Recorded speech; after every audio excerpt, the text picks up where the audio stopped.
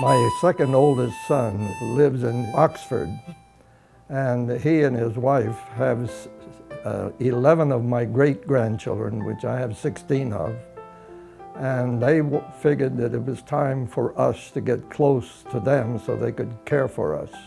Well, the first impression was that how friendly everybody was here.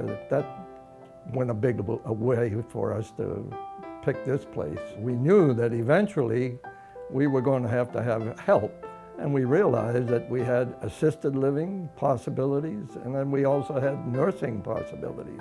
Pretty soon I began to make more and more friends, and I became more involved in all of the activities that were going on here. The activities are such that there's always something to do. If you have any problems at all, there's always someone that will provide the answer. You feel like you're not alone in anything.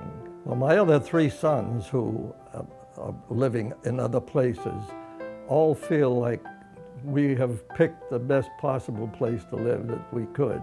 And they love to walk around the place because they think it's the most beautiful place they've seen in a long time.